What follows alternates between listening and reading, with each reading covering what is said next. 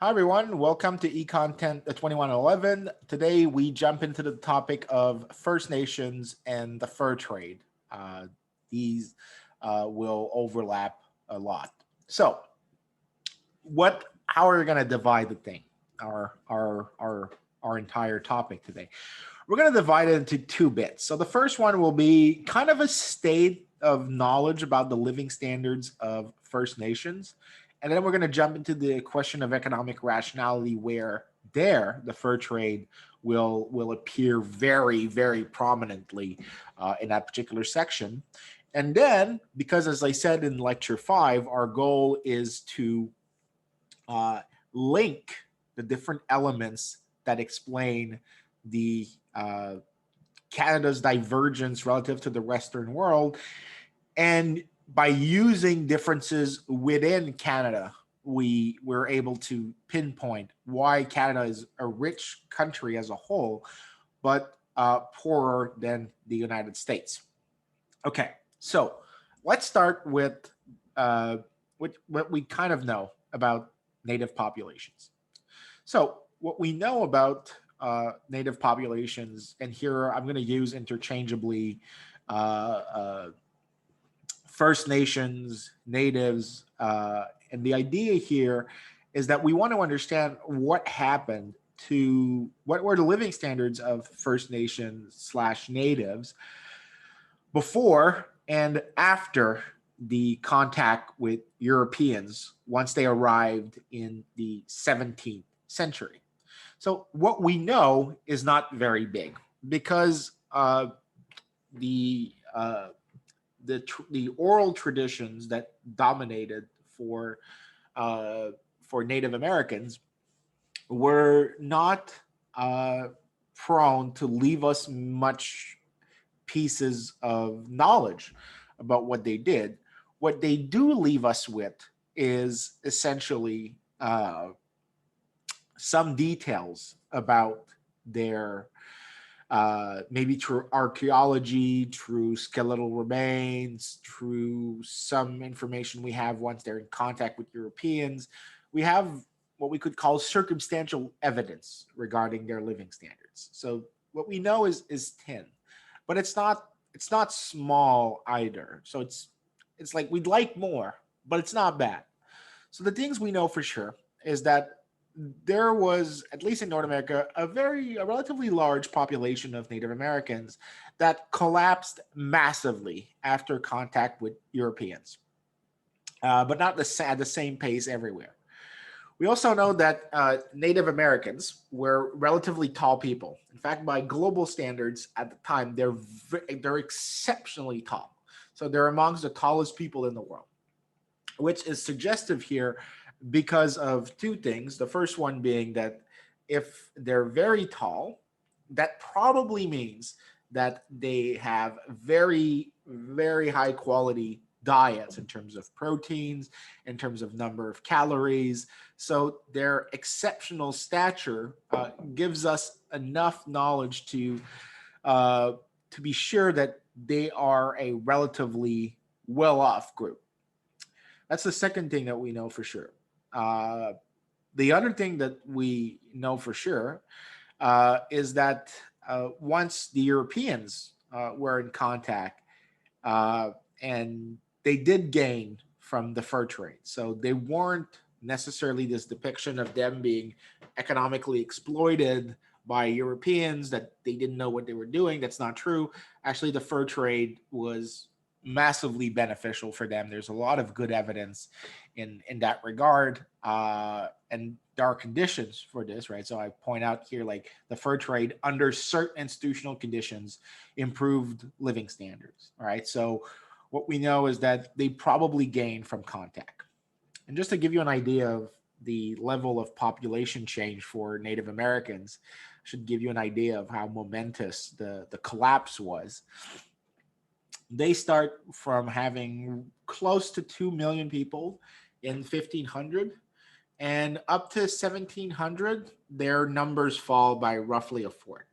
And that's mostly due to the disease shock of contact. So they are the low density of North America at that time meant that diseases could, especially virulent pathogens, like stuff like we're stuck with today with COVID, could never really spread. So the disease would die out before it killed too many people. Well, that meant that uh, there was very little spread of diseases. So that was a factor that limited their small number and small density, limited the spread of diseases. It also limited their ability to acquire immunity. So the fact that the Europeans were clustered and packed in the middle of Europe for so long meant that for them, yes, diseases would spread faster, but because they'd be more frequently exposed, they would build some form of epidemiological immunity to diseases. So once the Europeans arrived with their diseases in a new world and were in contact with natives, the disease wouldn't spread really fast, but they'd be incredibly more deadly. So that on net, the deadliness of the disease outswamped the limited ability to spread. And so on net, what you have is a very big population collapse, so that in 200 years, you get 1/4 of the population disappears. And the big drop, however, is in the 18th century and 19th century. In fact, if you look, this gap here is pretty big, but in terms of magnitudes, the gap from here to here, that's the biggest, fastest collapse, because the population falls by more than half in the span of 100 years.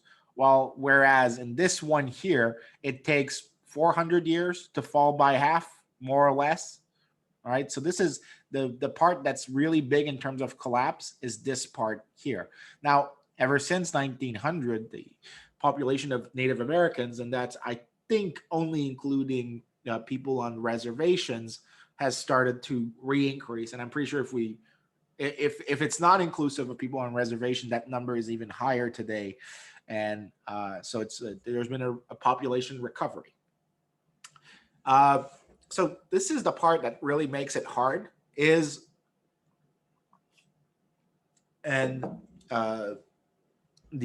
terms of like the implication, is that the contact between Europeans and First Nations, largely because of the introduction of diseases that were unknown to First Nations, is somewhat depressing to discuss, because heck, just look at the numbers.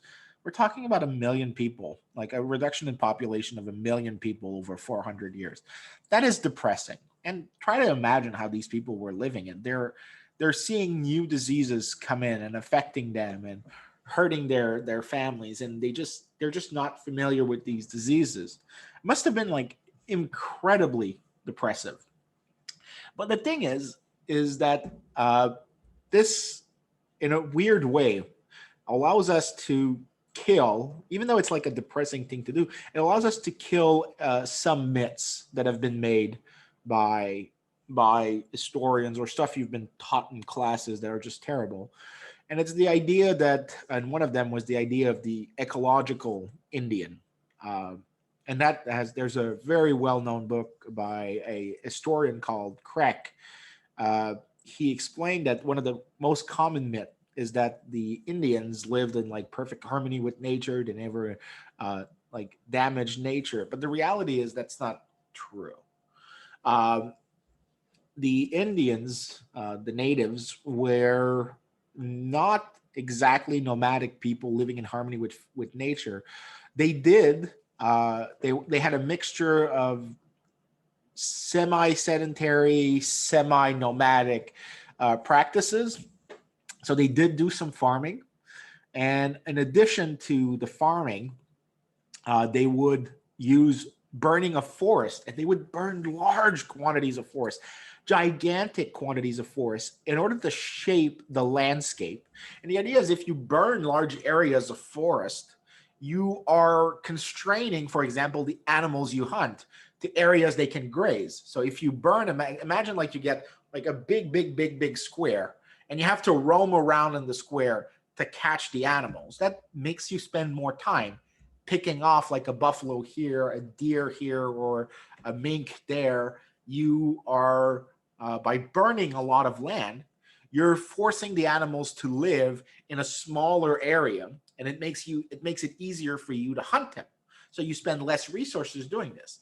But the thing is that meant huge forest burnings, like gigantic amount of burning of forests.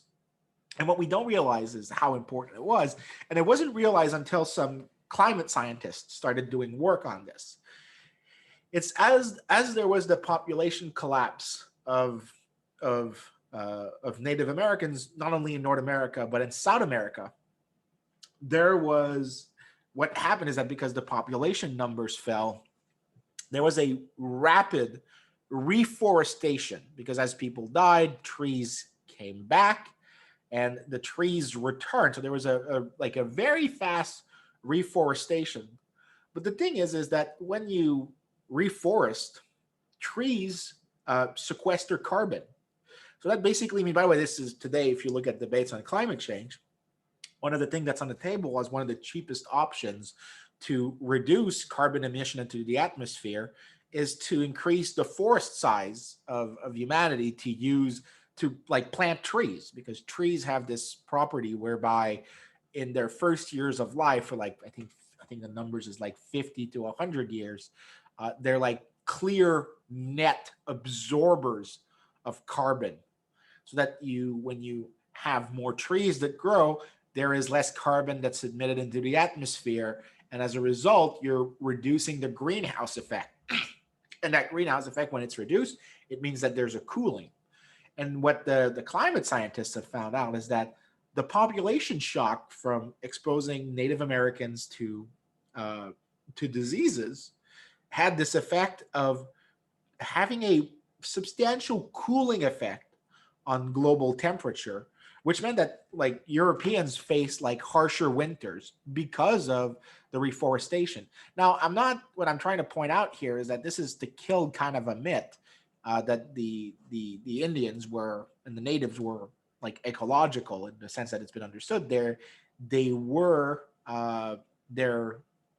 they were shaping the land very intelligently, very methodically, because when we look at the archaeological gigs and the details that we find, they were very resourceful, beautifully resourceful.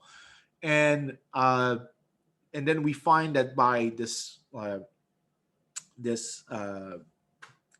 effect on forests, we kind of see indirectly that their economic activity was on a very, very large scale. It's depressing that we have to find out this fact about history this way, but we do know that through this fact, the reforestation part, was that they were exceptionally well organized economically in terms of their pattern of shaping the land. So that's the first set of things we know. So we know indirectly that these were very advanced nations, and that they weren't like this kind of caricature of nomadic people who were just hunting and gathering. That wasn't it. They were hunter-gatherers, but they weren't pure hunter-gatherers. They did a mixture of two things at once. So they were farming, and they were fishing, and they were hunting, but they did all of the same things at the same time, and they had some pretty advanced methods of being very productive. Now, that being said, the other thing we know for sure is that they actually had really high living standards before contact. It's pretty clear. And even during the first years of contact, they were doing quite well. And I'm talking, when I say first years of contact, I'm talking everything to say 1800. And the reason why we say this is that we know that their nutrition, for example, were very high. So when we use some simple economic models to estimate how they traded with Europeans, or also when we find archaeological data, everything indicates that they were consuming in excess of 3,000 calories a day. That is huge, right? In fact, if you compare with the average European back then, the average European, so now we're including, when I say average, we're including women and kids who require fewer than 2,100 calories a day. The average for Europe was 2,500. So that meant that like the hardworking people who were doing extremely physical work were probably getting more than 2,500 calories. So because we're averaging people who like we're requiring less calories. So 2,500 is like isn't like what you should eat, but what the average person would eat, regardless of like gender. Anyways, that's not important here with that detail. But what matters is that you compare Europe. Europe is at best 2,500 on average.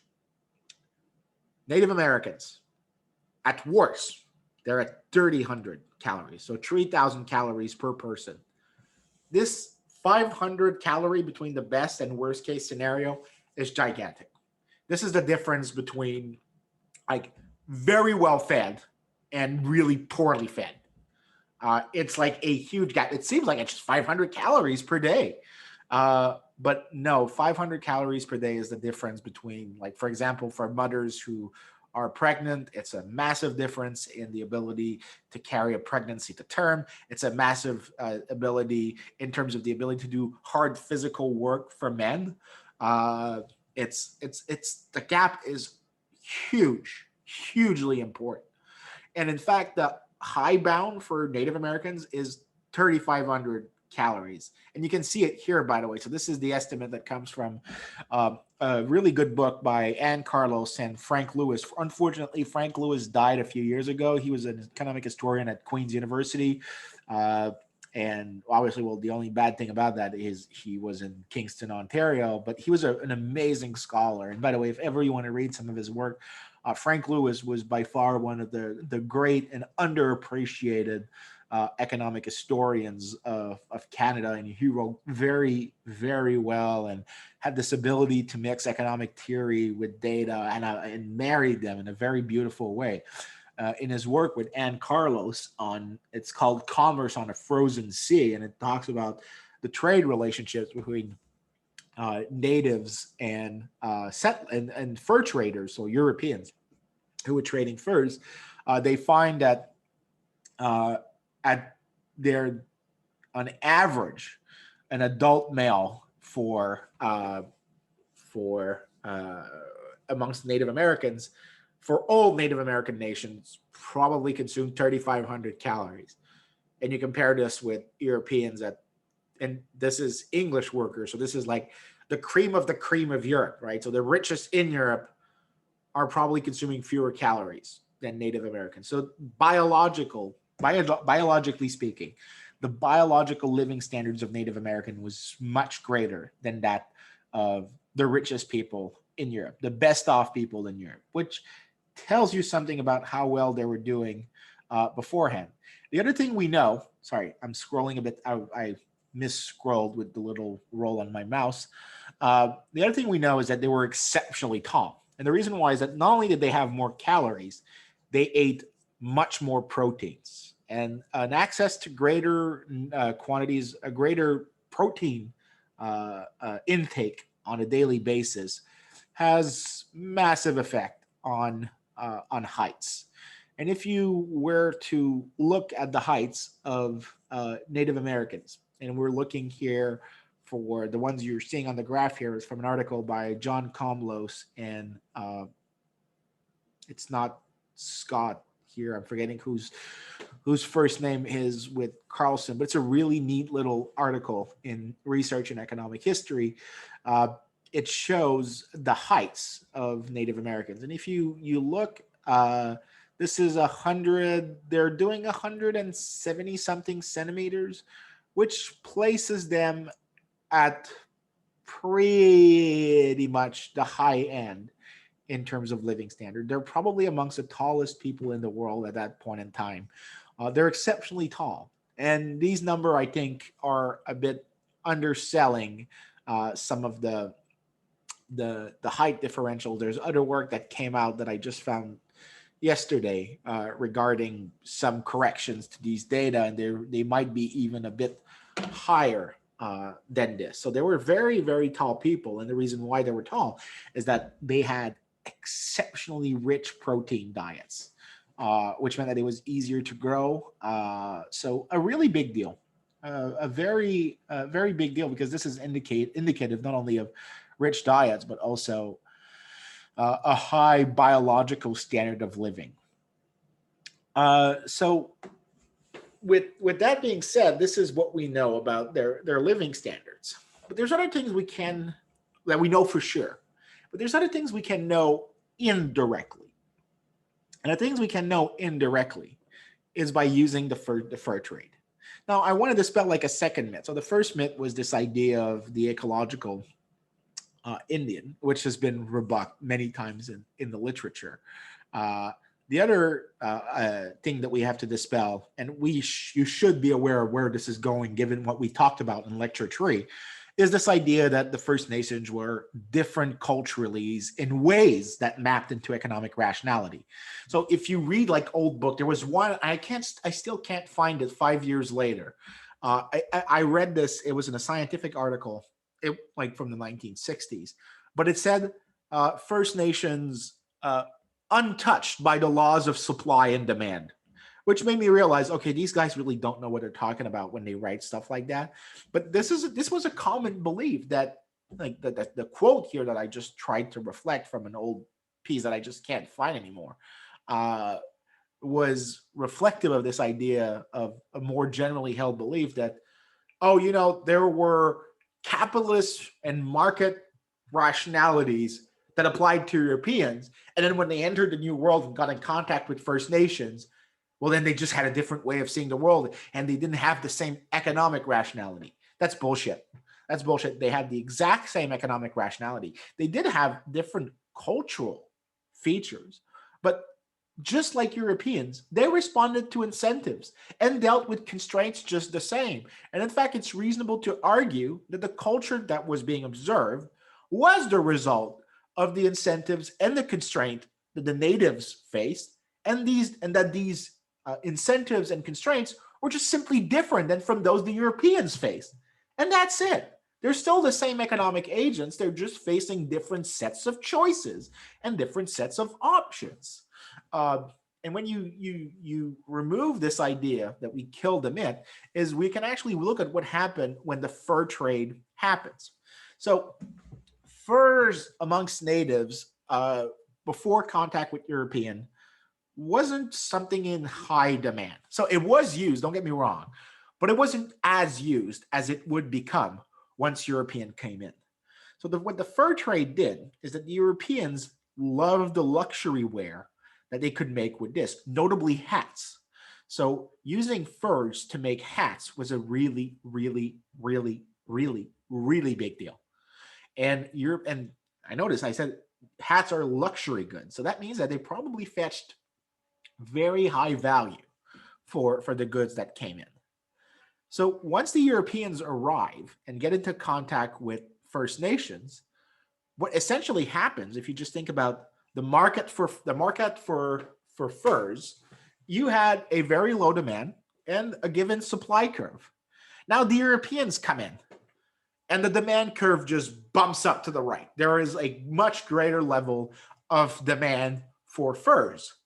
So essentially what that means is that, okay, look, we can now fetch a higher price. We can get more value from furs than we were before. So maybe it's a good idea if some of us reallocate our labor inputs from producing, I don't know, corn or hunting buffalo and gathering fruit, because hunting fruit is a pretty easy job. I do this when I go to groceries. Like, I can't hunt fruit.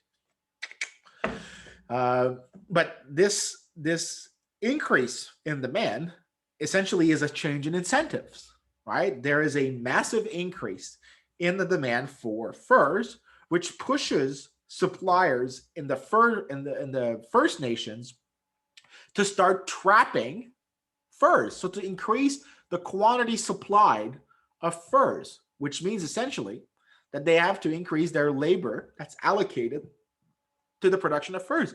Just like we saw in like your basic micro class, is You get a change in demand on one market. Some people move from other markets. So people were like producing hot dogs and there's an increased demand for hamburgers. Some people who produce hot dogs now start producing hamburgers instead because the hamburgers are in greater demand now. This impact from the fur trade has allows us to see what should happen, is we should expect that to some degree there should be either a change in the allocation of labor in within First Nations, or that there's simply a greater supply of labor that's offered for the fur trade, so that less leisure is taken in aggregate and more work is offered in aggregate than before. In a case like this is basically saying the incentive changed. If the incentive changed, did people change their behaviors? And the answer is yes. Like they did massively change their behaviors, like massively. So what happens is that Ann Carlos and Frank Lewis, which I've just mentioned when they were doing the stuff on calories, they find out that they use the prices for furs. They use the prices in Europe and the prices recorded at the trading posts and what was exchanged at these trading posts. So they get the quantities and you can see what's happening. You can start drawing a demand function in your head. There was quantities and they had prices. So they could start seeing how essentially, if you make a few assumptions about how much time it takes to hunt like a beaver, to trap a beaver, or to track a deer, or to track a buffalo, whatever it is, whatever animal you want for furs. If you make some assumptions about the labor input that's required, and you check how much the price changed and how much the quantities changed, you can estimate the elasticity of labor supply. So what happens if the price of furs go up by 1%, right? All else being equal, if the price goes up by 1%, there should be more work offered to the production of furs, well, the hunting of furs, which means that you would have an idea of how much elasticity of the labor supply is if you know some details about how much time it takes to trap a particular beaver. And so just by making that indirect exercise, you can estimate the elasticity of the labor supply with respect to wages. And what Carlos and Lewis find is essentially that they have the exact, nearly exact labor supply elasticities as we do today. So when wages, the empirical literature suggests that when wages go up, net wages, so we're counting after taxes, when they go up by 1%, the labor supply on average, right? On average, it's not true for everyone. It matters more for like marginal workers. There's going to be a bigger number for marginal workers like immigrants and women with kids, but not like already fully employed like workers. Workers who are working already full time are not that affected by an increase in wages. But on average, if you pull everyone together, a 1% increase in wages roughly increases the quantity of labor supplied by 0.3%, so a 3-to-1 difference.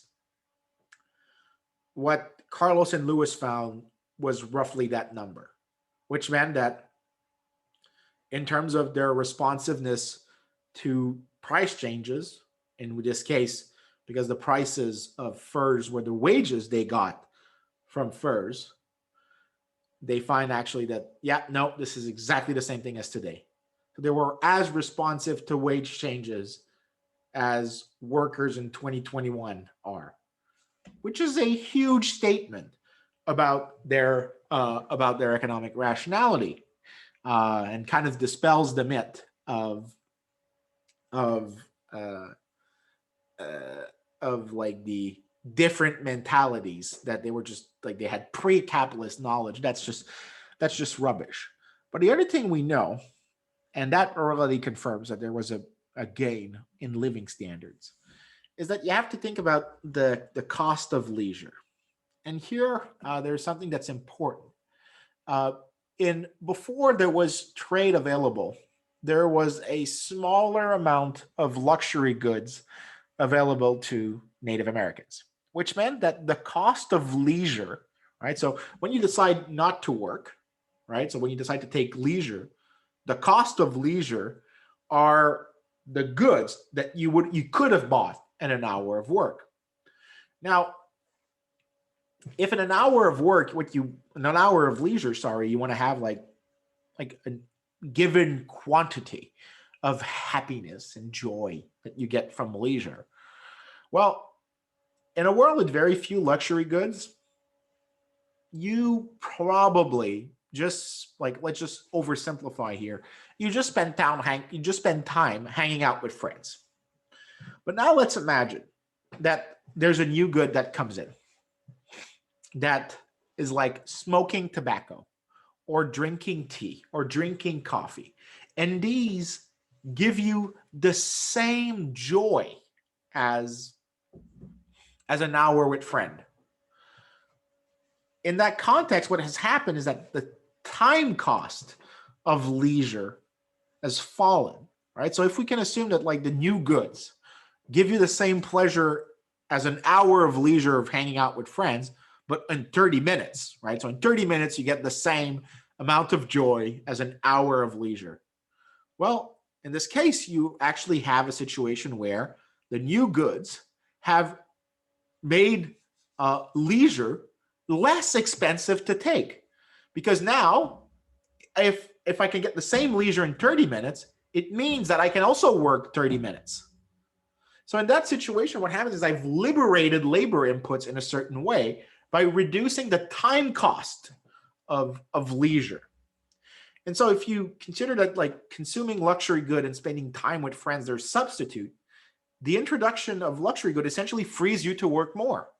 So what we find, and what Carlos and Lewis find is that these new goods, and these apply for when natives were introduced to these, is tobacco. Tobacco was very prized amongst Native Americans, especially like the tobaccos that Europeans would process to some degree.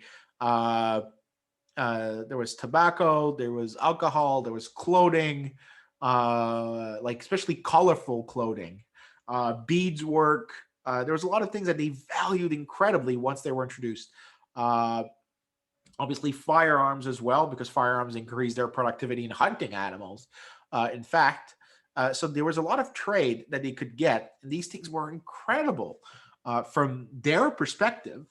And the result was that they increased their labor supply. So the introduction of luxury goods, clothing, tobacco, jewelry, what it did is change the relative cost of leisure to work in ways that incentivize more hours of work. So the people of First Nations, like they acted exactly like economic theory predicts. Exactly, they did exactly what we expect, right? Not only did the returns from working in the fur trade increase, but the returns from the cost of leisure fell in ways that incentivize more work to be provided, especially since you could use work to buy these new luxury goods that you preferred. And what you find is that when you look at the trade, so this is again data from Carlos and Lewis, and here what they show is the trading posts of the Hudson Bay Company, which was the main fur trading company. There was this is the composition of what was traded with natives. So what goods were traded with them and in what proportion to the total volume of trades. And as you can see that alcohol is this one here, and it's increasing over time, right? So by the end of the 1760s, it's roughly 15% of the trade. Tobacco is always roughly 15%, but other luxuries that would include like clothing is increasing massively. So you can see that inside the trade, these are the three main sets of luxury goods. They're the vast majority of what's being traded. In fact, if you start here, right? So alcohol is like what, 2%, 15 and 15. All the other stuff were basically maybe necessities. But as time goes by, they're trading increasingly large number of because you have to pile this one and this one and this one. They're trading increasingly large quantities of luxury goods for furs, confirming this idea that what they were trying to do was acquire these new luxury goods. And is also consistent with their increase in labor supply. So here, what this suggests is that, look, there were gains for them in terms of trade with Europeans. So it wasn't as if like they lost from this. Now, we've made the portrait of living standards. Now we need to bring in the role of institutions and be careful about it, because now what we want to see is, okay, could living standards have been higher? Why did population fall that much beyond just like the disease shock? And especially remember when I was showing you the slide with population, I showed you the drop in from 1800 to 1900, telling you that this was the largest drop over a short period of time. Why was there that second drop? Because by 1800, there is what you could call epidemiological familiarity between the two groups, so that the diseases shouldn't be as deadly as before. What happens afterwards is that there is increasing violence towards Native Americans. And what we want to explain is, well, why was there violence? And how does this violence leak into explaining Canada's living standards? Okay, so now and that basically means, as I say, everything has to be about institutions. So the answer is somewhere about institutions. So let's do like a quick review of the institutions of Native Americans. So one very other common myth that exists out there is that the Native Americans didn't have property rights. That is wrong. They didn't have property rights in the way understood, and we as like Europeans like defined them, but they had property rights in the economic sense. They did define areas that were belonging to a given tribe or a given nation. There was offense for trespassers, and even within the tribe, people had responsibilities, liabilities, obligations that define what exchanges could be done. It didn't have to be a legal code for it to be a form of property. And the thing is that Native Americans were really good at defining property rights. And one way we know this is what happened when the Europeans get there and they start demanding furs. So as I mentioned before the Europeans come in, there isn't that much demand for furs amongst Native Americans. They are not demanding a large quantity. So the demand curve is like very close to the origin. And the supply curve is, we're going to assume we'll have not fixed marginal costs, but like the same marginal costs per unit, regardless of the quantity, right? So we're going to assume that it's regardless of where demand is, it's not going to be affected in any way. This setup at that point meant that there wasn't a lot of effort to be made into trying to define the property rights to beaver or to other furs. But once the Europeans arrived, there's two things that happened. Obviously, the demand for furs increased, but so did the value of the furs themselves. So now there was actually an incentive to start maybe defining and enforcing property rights for furs, because if you were like a particular nation and you had like the forests of, I don't know, Labrador, because that's actually an example that matters here. You had the forest of Labrador, like most of the forests of Labrador under that was part of your realm. You would prefer that other First Nations don't trespass on your valuable resources and that they take your resources. And so what happens is, when the European comes in, we actually find, and this is a very famous article by Harold Demsetz, and that's in the Journal of Law and Economics, if I remember properly, the journal it's in. what Demsetz points out is that once the value of beavers that were traded, that whose furs were the most valued in Europe, there was considerable effort to define the property rights to beavers, right? So that a particular area was under the purview of a given tribe, and that tribe would prevent other tribe from trespassing on their land and taking their beavers. Uh, and so what we see is that there was a response in terms of they started creating an institution, the property rights to fur animals, because of uh, because of the value that the arrival of European gave to beavers themselves. So here you see that they're responding again, another dispelment of the myth that they weren't rational. They respond exactly like economic theory predicts: is once the value of a good increases, you actually will probably put in more effort to formally define your right to that good and enforce your right to that good, in this case, beavers. So here, there's actually like an even better example of this, and I really love this one. It tells you how like incredibly good natives were at creating property rights. So not only, by the way, would they, in the slide that was just before this one, not only would they limit the ability of other First Nations to trap furs, but it also put in efforts to prevent Europeans from going and tracking the beavers themselves.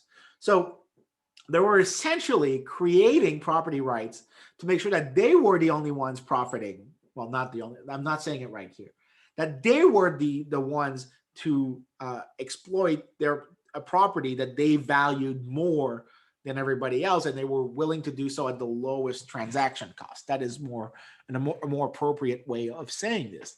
And they were very exceptional in doing this. Again, suggesting that they were highly economically rational, conforming exactly to what theory predicts. But there's like one incredible way that this pops out in that effort to kick out the Europeans, but without losing them as trading partners. And that is what they did, what the nations of the prairies did. And this, I find it's my favorite example. So on the Canadian prairies and in the Canadian North, so this is where the Hudson Bay is, the James Bay, and think of northern Manitoba, northern Saskatchewan, maybe as far back as northern Alberta. And these areas are in the late 18th century and early 19th century are not very there is very few Europeans there.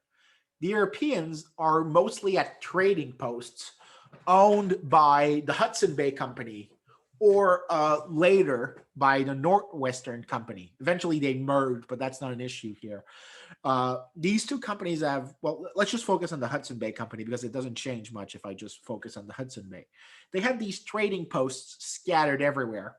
And at best, there may have been 600 to 700 Europeans living there in proximity to maybe 100,000. So that's in northern Canada.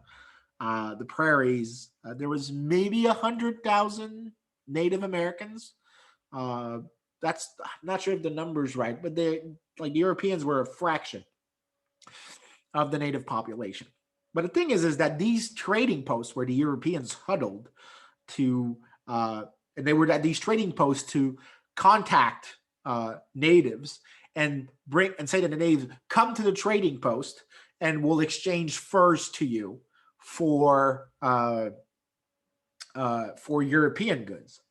But the thing is Canada is cold, as some of you know. Not only is it cold, it gets very icy, and icy in the sense that ships in winter cannot get to certain places of Canada, especially in the 19th century. It's hard enough today. Imagine in times where ships were made out of wood.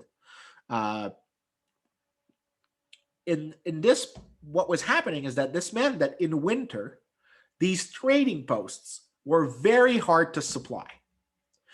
And for the Europeans, what the Europeans did is that, okay, we'll make you a deal. We will obviously trade luxuries for furs with you, but we will also trade furs for supplies in the winter, right? So you bring us like meat, and that meat, by the way, was known as pemmican. Pemmican being dried buffalo meat. So the natives would hunt buffaloes. Once killing the buffaloes, they'd pack the meat in very, very small bags. There'd be little fruits in it, and I think there was some form of grain that's added to it. But essentially, uh, it became like a very, very edible and high calories, high protein source of food. And without pemmican, the fur trading post would just not have survived. But for the natives, there was a problem. The trading posts did have buffaloes right next to them. So why couldn't the Europeans have simply gone out there and hunt for the buffalo themselves? Well, the thing is that the natives, and that would have been a problem for the natives because it would have meant that the Europeans would have been trespassing on their land. They would have started hunting the buffalo that that First Nations saw as pretty much theirs, right? And they couldn't control access of the European, and the Europeans could overhunt, and that would cause a problem for the natives. So the natives, what they did is that they tried to exclude the Europeans from hunting buffalo. And in that period of the late 18th and 19th century, what they do is you had these forts, these trading posts, and the natives would burn large rings of land around it. So they burned the grass, they burned the forest, they burned they'd be doing like pretty much a controlled forest fire. And the idea of that controlled forest fire was to make the land around the fort unappealing for buffaloes and other animals to go there, which meant that Europeans, if they wanted to get meat by themselves, well, there was a problem. They would have to roam around very long periods just to find one. There couldn't be one right outside the door. Like, hey, look, buddy, there's like a buffalo right there. Let's shoot it. Right? He's right outside the wall. No, there would not be a buffalo right outside the wall because of that practice of burning large rings around forts. And so what essence this is, so a lot of people don't call this property rights, but this is a property right. What are you doing? What is property? When I say this is my property, what I'm doing is saying that I can kick you out of my place if you don't follow my rules. There is a form of excludability that is enforceable. What the natives were doing was creating excludability. They were creating a mechanism for excluding Europeans from trespassing on their property. Now, it doesn't fit the legal definition of property rights that we have today. Like, it's not like a code of law, but it is a property right. It's an economic property right, and it works exactly like that. So the natives were really, really good at creating these institutions. So that kind of kills one first explanation. Because if you remember in lecture 5, I told you that natives started relatively well off, but like by 1900, they're doing like relatively poorly. So they start well, and they have a reversal of fortune over 500 years. And the thing is this kind of creativity with regards to institutions within natives, within First Nations, suggests that you can't really find the explanations of why natives are poor today in their own institution, in their own historical institutions.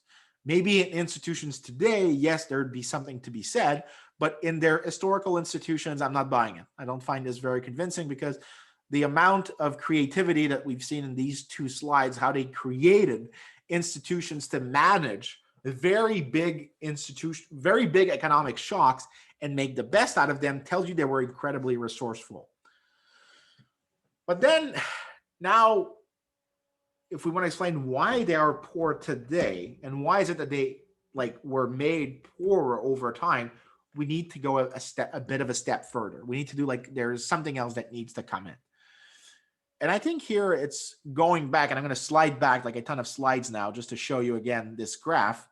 Remember I said that most of the population decline from 1500 to 1800 has to do with diseases. Well, a bit of that decline, that is the part of the decline that's not due to diseases, is due to violence. And the part, and I said also that, no, I'm giving you that information, but in the period from 1800 to 1900, where the population falls by half, right? This is a half, this is in the span of 100 years, the same population decline as the 400 years here, right? So from like 2 to 1, like more or less 2 million to 1 million, but then from 1 million to 500,000, that means that the population fell by half in like a fourth of the time that it took before. That is huge. Most of that decline over a century, that part is clearly violence. So how can we explain this contribution of violence? So let me go back to the slide we were at, and that explanation is a thing that is a model that I like a lot in economics. It's known as the trade or raid model. So trade being the act of trading with people, or raiding, which is I'll just take your stuff. And that model allows us to explain why there was violence, but it also allows us to ask a counterfactual question, which is, could North America have been settled more peacefully with fewer violation of the property rights of Native people? And the answer is yes, it could have been. The counterfactual is here very strong. And that the answer to that counterfactual also guides us in understanding differences within Canada very well. Okay, so let's set up that model so we can see what's happening. First of all, we have to understand that settlers and natives had different sets of skill, and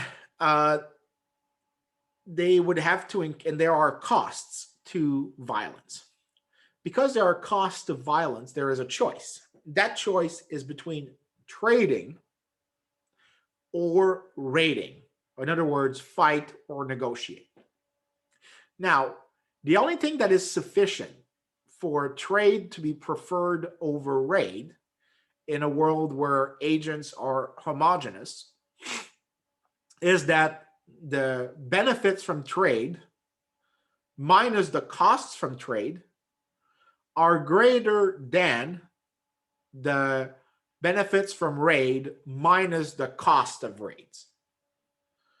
As long as there's a surplus, in this case, from trade, which in other words means a surplus from negotiation, some form of arrangement will emerge that will eschew violence between the two groups of people we have here, Indians who are already there and settlers who are trying to come in. Settlers could basically buy the right to settle next to Indians. They could compensate them for being their neighbors, right? So they say, okay, listen, I want to buy like this part next to you and you allow me to be here. Okay, we'll exchange, blah, blah, blah. We trade money, blah, blah, blah. Okay, we're happy. You're happy. We stay here. Or the Europeans could come in with a gun and say, yeah, I'm going to settle right here. What are you going to do about it? So in this case, as long as there is a gain from, let me rephrase this. If the sum of the cost of fighting, the gains from fighting, and the cost of negotiation is greater than zero, this is a sufficient condition for negotiation. If not, violence will ensue. But that model, I kind of hinted something that was wrong with it. And it was a simplification. It's not a bad simplification. It's just, it's missing something that is of crucial importance. I said homogeneous agents. But what happens if the gains for violence are captured by a small proportion of people, which we'll call B, okay? And that proportion of people is obviously smaller than the total population. But the cost of fighting and negotiating are not shouldered only by the beneficiaries of violence, or so if there are gains to violence, the costs are not borne entirely by those who gain. They are borne by those who gain and those who don't stand to gain anything. So the benefits are concentrated on a very small group, the bees, and the costs are spread over a much larger population, the ends. Now, when that happens, when there's that possibility that there's concentrated benefits and dispersed costs, then there's a problem. There's a problem that will emerge whereby there is a situation where even though in aggregate there is still a surplus from negotiation, the benefits to the beneficiary of violence, they'll push for something that will reduce welfare on the whole. And the condition for this to happen is that there has to be a cost of organizing collective action. So the beneficiaries of violence have to expend something to lobby like the army or governments to send in troops to take the land of Indians. And obviously the Indians can do the same. But if there is this ability to delegate costs on others, well, then the issue is if the benefits are big enough for a very small group, then they'll overcome this cost of organizing. But for the whole population, if the cost of organizing is the same for everyone, but there's a massive population on which those costs are spread out so largely that, yes, I know this hurts me, right? I know this policy makes me poor. But if I try to fight it, I'm going to expend more resources in the process than what I stand to gain. So you know what? I just won't bother. So I don't fight back against this policy. So this is a trade or raid model, essentially. Trade or raid model is there is a situation where trade can happen between settlers and natives because they can stand to gain relative to the alternative, which is violence. But there is a condition in which there mustn't be that kind of ability to do rent seeking, because that mechanism here with the bees and the ends is one that speaks to rent seeking. Remember, if we saw in lecture 4 that rent seeking is the ability to have concentrated benefits for a small group of people and disperse the cost over a large population. And that could mean policies that on the whole, yes, they make a few people insanely rich, but they make society as a whole poor, right? So the gains, it's a regressive redistribution. Well, that is rent seeking. Here, what we have is that there is the trade or raid model.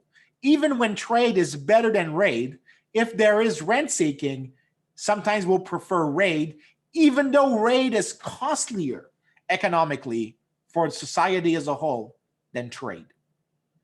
So here is, we want to dispel an important myth once again. The idea that violence was always the norm in the relationship between settlers and natives. It wasn't. It never was the norm. There are several areas. So first of all, there were several areas in which relations between settlers and natives were very peaceful. And that was, for example, the case of Atlantic Canada with Acadia, which we're going to see today. The Canadian prairies from 1820 to 1870, well, to 1867 more precisely, are very peaceful. Even though there's frequent contact between Europeans and settlers, there's like obviously some like little bumps and like maybe we're not getting along that well, but they generally figure it out relatively quick, and these ends up to be very peaceful relationships. So not only is there like areas that are for a very long period of time peaceful, and there's a lot of trade over raid, the other thing that happens is that so there isn't like a massive amount of violence initially, right? So there are places where it's different, but at the start, so not only do you get variance over space, you also get variance over time, is what I'm trying to say.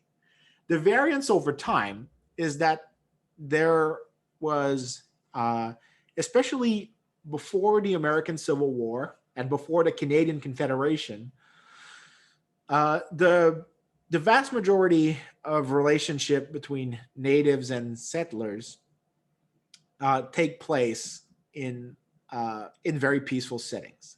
But as time goes by, especially after the American Civil War, violence becomes the norm relative to trade. So raid is not always, there was always some raid and there was always some trade. But up to the beginning of the 19th century, it's pretty clear that trade dominates raid. And as the start of the 19th century, as the 19th century opens, trade starts receding in favor of raid. And after the Civil War in America, it's nearly exclusively, not nearly exclusively, it's exclusively raids. So just to give you an idea, this is from a table in an article by Terry Anderson and Frank McChesney. Here, what you have is, in terms of defining the relationship between natives and settlers, the number of treaties, so like peaceful arrangement, violent arrangement, you can see that there is some violence, but treaties are more frequent until, right, the 1840s, right? So more frequent treaties than violence. And this, by the way, conflates with the Mexican-American War of the 1840s, and then the American Civil Wars. And as soon as you have the 1840s is the rise of a permanent army in America, and the Civil War is the end of the arc of a permanent army in America. When this happens, battles, violence, raid becomes entirely preferred over trade.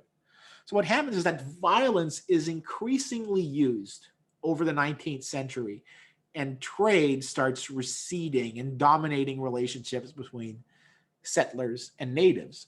So here we have to explain, well, if it started from more trade than raid, and then changed for more raid than trade, what caused the change? Well, if we want to explain that, again, let's go back to the model of trade or raid. If the cost of fighting are spread over a large population, cost over N, and the benefits of violence are concentrated over a small group, benefits divided by B, right? So the population of beneficiaries, then this is the thing that we want to see. Now, imagine a weird extreme scenario where if settlers and Indians have to fight themselves, right? So they can't send out soldiers. They have to take their own weapons and spend their own time fighting natives to take their land, right? In a case like this, well, those who shoulder the costs, the beneficiaries, those who get the benefits are also those who shoulder the cost, which means that cost over N and cost over B are exactly the same. So in this case, you're going to get the very simplest trade or raid model, which is that, nope, I'm not going to fight unless there is massive benefit from fighting, but I'm going to keep trading if on net there is a surplus from negotiation. And that's it.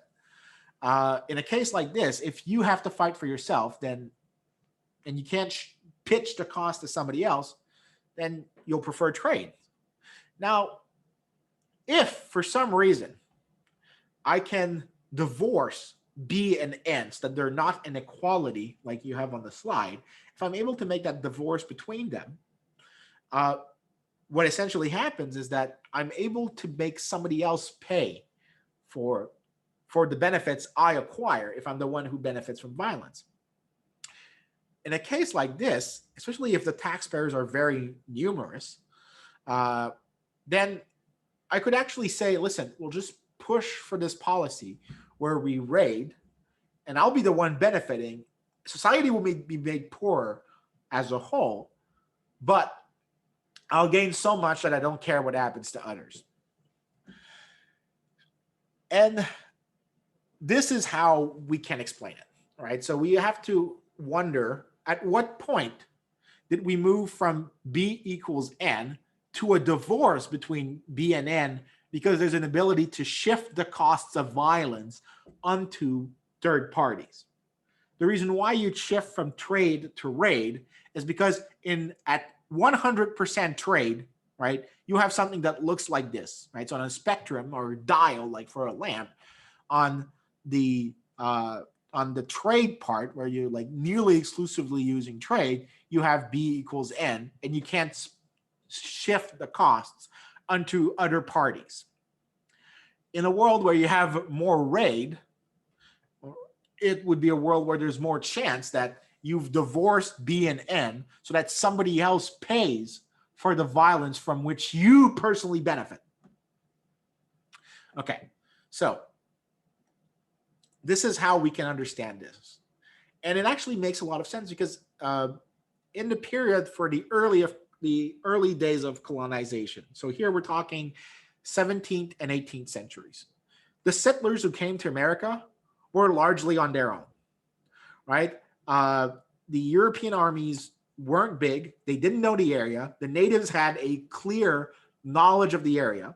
They were very easily able to use the fur trade to acquire weapons, which would negate any technological advantage for the Europeans, and combined with their knowledge of the land and their ability to wage a form of guerrilla warfare, they could just inflict incredible pain on. They were indomitable foes if you wanted to screw with them.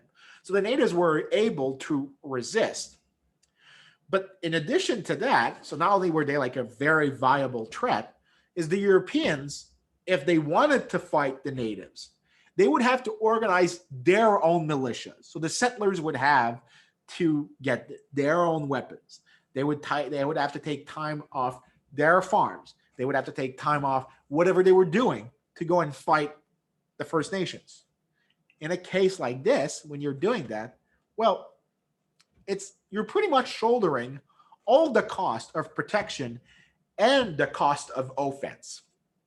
So when you're left pretty much on your own, when to trade with natives, and there is like, imagine that there is no state. We're going to make this because that's actually an example we're going to talk. There is no permanent army that will be there to protect you. And that also means that you have no king to lobby, well, or you have no power to lobby somebody's army to do that dirty work for you. And that's paid by somebody else. Well, the example of this, it's not like, I'm not just like saying a theoretical case. We actually have like an applied case. And here it speaks to the case of the Acadians. The Acadians are the French settlers in Atlantic Canada. And they had exceptionally peaceful relationship with the neighboring nations, which was the nation of the Micmacs. And the singular is Mi'kmaq, but Micmac is the plural of them. So that's like the Micmacs. So the Micmacs had a very exceptionally peaceful relationship with the Acadian settlers. And when we say exceptional, it's like it's like a massive outlier in terms of how peaceful it is. So there were other cases in the 17th and 18th century that are very peaceful, but the Acadians and the Micmacs, their relationship is beyond peaceful. It's like if there's like I can't think of a term that would define it, but they're in a very harmonious relationship. In fact, you could call it symbiotic. I'm going to show you a quote in a few minutes that's like really shows how symbiotic the two groups had become and how interrelated the French settlers who were there were with the Micmacs. And the thing is that once they arrived, the Acadians, however, were in a largely stateless situation. And when I say stateless is that the French government initially, which was the first power to colonize them, well, to have like nominal power over the region, had no ability to enforce any laws there. And not only that, but the region frequently changed rule between the British and the French, and the British and the French. So like by treaty, they'd frequently change hands. But the settlers there never really that much noticed because they were on their own. Like whatever state government existed, right? Whatever states existed, it did nothing. So even if they had like a stable rule from like the French for like 100 years or something like this, there wasn't much that they would have felt, because not only was it like always changing hands so that no state could be built, it was also that both the French and the British really didn't care that much about establishing a state there. It was more or less like just staking claim to a portion of North America, maybe for later, but there wasn't an effort to like actually create state institutions. There was no state building, essentially. So the settlers that went there were pretty much on their own, which meant two things. They had to build their own institutions to govern themselves. And that was the things that they called parish assemblies. And parish assemblies worked on a consensus mechanism. Well, not pure consensus, like 100% in favor, 100% against. They would work more or less like quasi-unanimity rules. So like you had like super majority qualifications, or you had to have like high level of agreement between people, and there was like long deliberations. And the thing is if you have no ability to impose law by force, right, to say, okay, we're going to fight the natives whether you like it or not, and we have the army anyway, so if you don't want to pay the taxes that pay the army, we're just going to put you in jail. Well, if there's no state, that option's not there, which means that you have to negotiate with people to make that happen, which is in of itself a cost. And not only that, but if one person refuses, that person can just say, no, I'm just not going to help you. In fact, I'm just going to do nothing. So you have to shoulder this, the cost of violence yourself.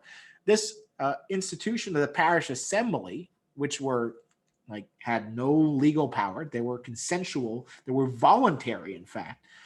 In that setting, it was nearly impossible to have the beneficiaries of violence shift the cost onto the wider population of Acadians.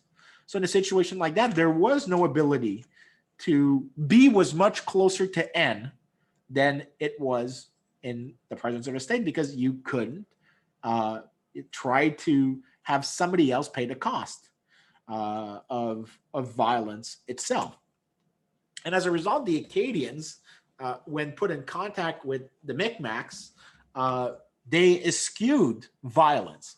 And they did so very creatively. So what they did was they used diking techniques. So this is creating very complex irrigation systems that reclaimed basically marshes and coastline from the Bay of Fundy, because the Acadians is, by the way, is in the area of Acadia is in the Bay of Fundy that borders New Brunswick and Nova Scotia.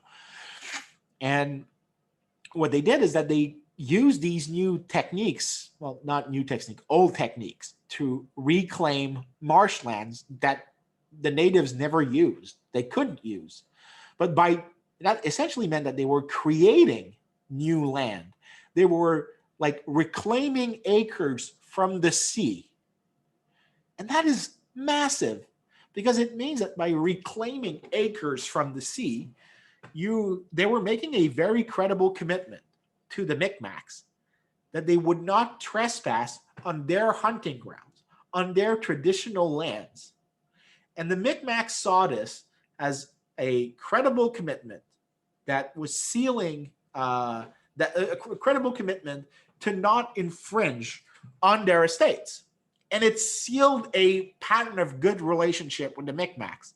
Not only that, but it also created a reinforcing peaceful equilibrium, because the lands that were created introduced new goods into the colony, because the settlers that came farmed and created goods that the Micmacs were not accustomed to before, that they did not know, and were willing to buy in exchange for furs.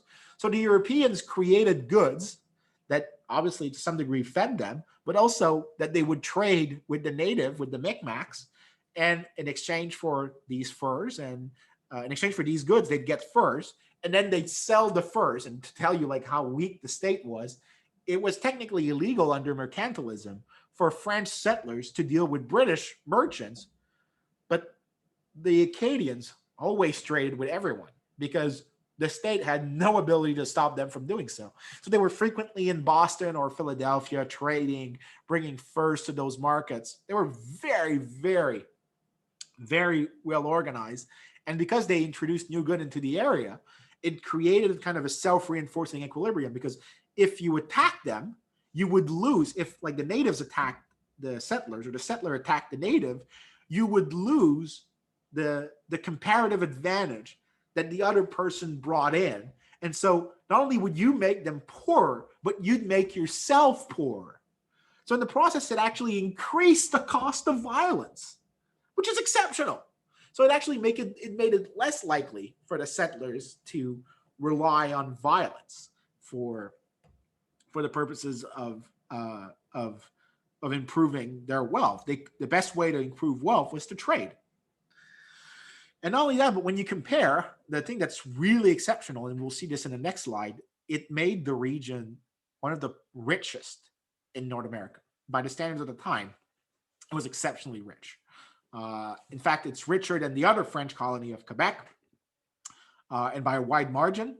And the relationship is so peaceful in addition to that, that there's this quote from a beautiful book that I love. It's, we can speak of the absorption of the Micmacs, so this is the old spelling of Micmacs from the book I'm quoting, by the Acadian community, as well as the Micmac absorption of the Acadian.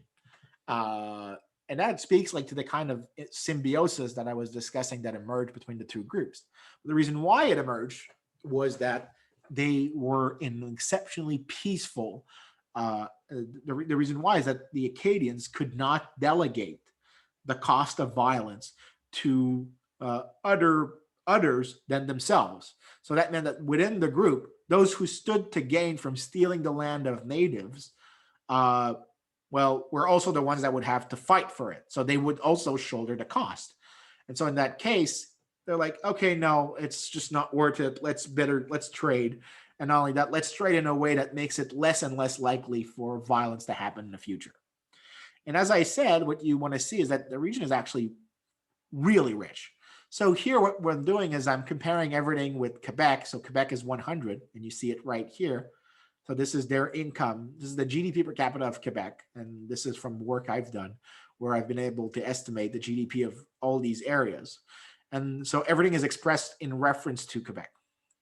Acadia, the French colony, there's two sets of estimate, a low bound and a high bound. In both cases, it's richer than the other French colony, so Quebec, which is its closest comparable. So this is huge. They're massively richer. And not only that, they're actually roughly as rich as New England, and maybe even as rich as Britain itself, which should be telling you that this type of arrangement was really growth promoting. The region was quite rich. It was quite peaceful. And wow, what do we do about this? What do we make of this? This is where we can make a contrast now. Let's see what happens when we look at the United States. Because now we had a case where in a particular group, those who stood to gain from violence were also those who shouldered the costs of violence. In the case of the United States, after they earn independence, this is not applicable, because what happens is that those who stand to gain from violence are not those who gain. Those who stand to gain from violence are not those who pay the cost of violence. So after the United States become a country, there is initially a continuation of the militia point, where like people on the ground would have to themselves do their fighting. But as time went by, there was the formation of a permanent army in the United States. And that permanent army was funded by all taxpayers in the US. But think about this, the US is a big country. There is like by the 1860s, it's what, like 36 million people, I think. I think it's maybe 50. I'm forgetting the number of population, but most of them are in cities. So if, for example, the army in 1850 is sent out in Oklahoma or Kansas or Nebraska to fight Native Americans, in order to make land available to a few thousand, maybe a few 100,000 settlers. Well, it's the million of people in New York, Philadelphia, Chicago, Boston, Charleston, wherever you want, who are shouldering the costs of the conflict, right? They're the ones who will pay for it, but they're not the ones getting the benefits. The guy in New York probably didn't even know that his, like, whatever amount he paid in taxes, a fraction of that was used to pay the wages of his soldier and his equipment, and to go into, say, Kansas to fight whatever nation was there, right? In a situation like that, there is this problem that emerges that the beneficiaries, the settlers who go to Kansas, Oklahoma, Nebraska, or North Dakota, wherever you want, right, in the American West, they're the ones who gain, but they're not the ones who pay. And in this setting, you get that divorce between N and B. And because the cost of organizing is the same for everyone, you have a situation where the people in the cities who are paying for the army, who are helping to pay for the army, have too much of a cost to organize and say, no, don't do this. To them, it's too costly to even be informed about it. So they don't fight back against the propensity to prefer raid, but the settlers, because they stand to gain very valuable land paid for, that is basically stolen, but paid for, the efforts of stealing that land is paid for by somebody else. Their net benefit is huge, and they're very happy about it, and they're quite willing to push for that. So the formation of a permanent army in the United States is the mechanism by which the costs are delegated to a larger N than the pool of Bs. And that intuition is best shown in the work of Anderson and McChesney. And what they did was they took all the years, and they looked at the years from 1790 to 1897, and they checked how many battles there were in these periods. And the idea was to see if the two events that caused the permanent army to go up, and in their argument, they're saying that there's two events that really cement a permanent army in America. It's the Mexican War and the Civil War. These two wars really create a permanent army in the US, like a military establishment that is there, that is permanent.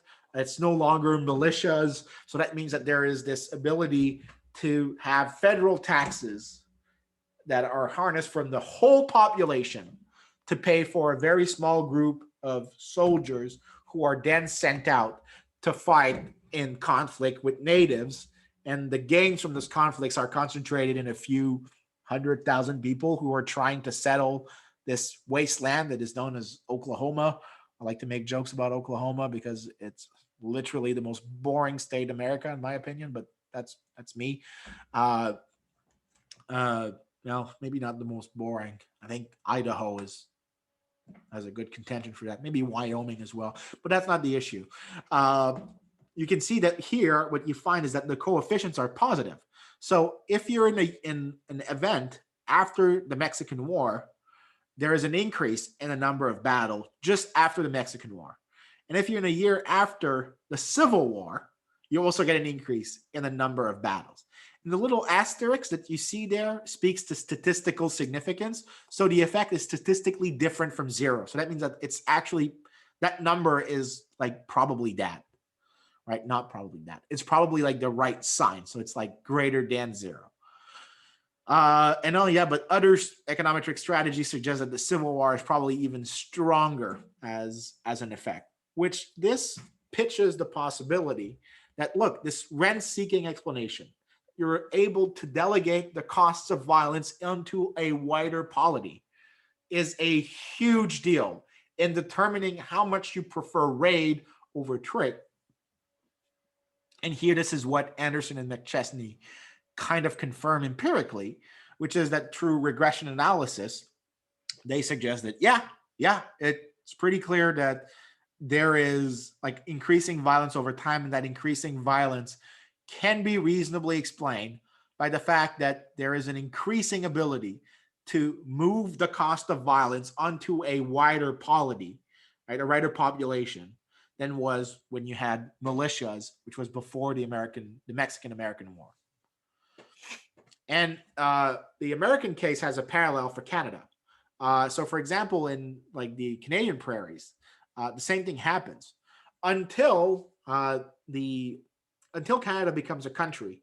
The British Empire refuses to allow the colonists to pick fights with the natives, largely because the natives are seen by the empire to be uh, a way to help in the defense of Canada against potential American invasions. But not only that, the fact is that the the the settlers who would move to the Canadian West were just not a big deal in the British Empire and were not really listened to. But when the British give power to they give Canada internal dominion so that they can manage their own internal affairs, including the production of an army for like a like a like a Canadian. It's not. I wouldn't call it an army at that point, but let's call it an army to make it simpler. That they could shift. Especially, by the way, the other reason why the settlers to the Canadian West weren't really listened to was that Canadians didn't vote in British elections, so Parliament wasn't really compelled to say much about the settlers to the Canadian West. But once Canada becomes a country and the Canadian people in the Canadian West get the right to vote and they can start like putting pressures on politicians in Ottawa, what do? They start asking the same thing as Americans did. Yes, we want you to kick out the natives from this place so we can take their land. And whereas the Canadian prairies, just like Acadia or America before the 1840s, there was a relatively peaceful relationship between settlers and natives, especially in Manitoba, for the 50 years before 1867.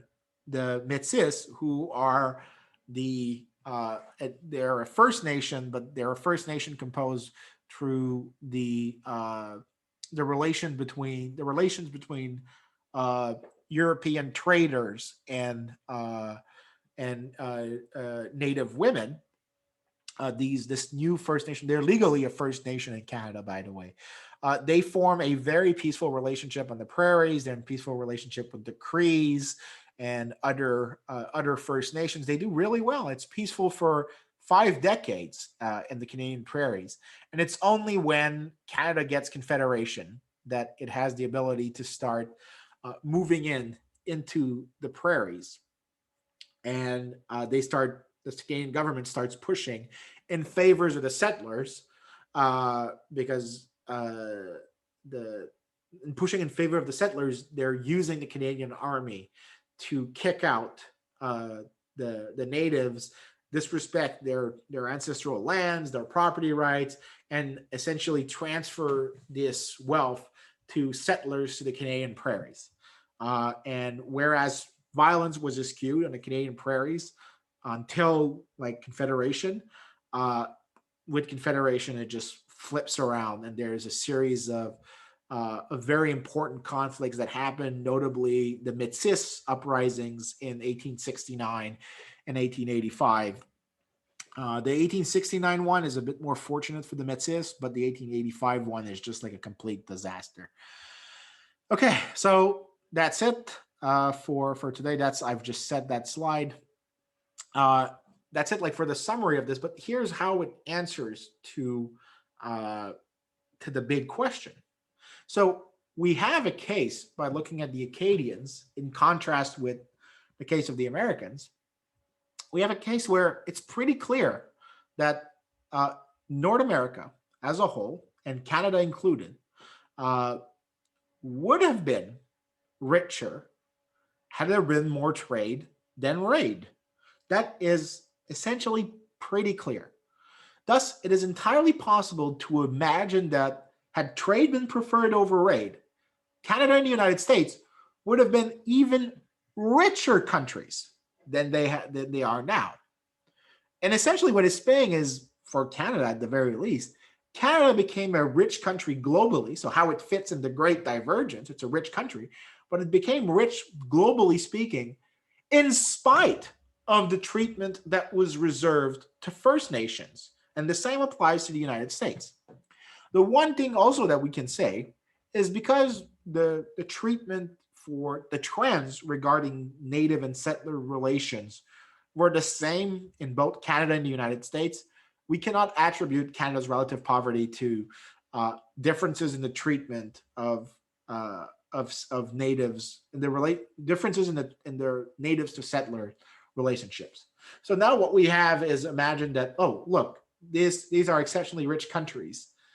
So in the Great Divergence, they fit well, but they didn't get into that pack of rich countries because of the poor treatment that they afforded to First Nations. So something else has to come into play. And that's what we'll start seeing when we do New France next week. So I'm going to wish you a happy week on this and see you soon. Cheers.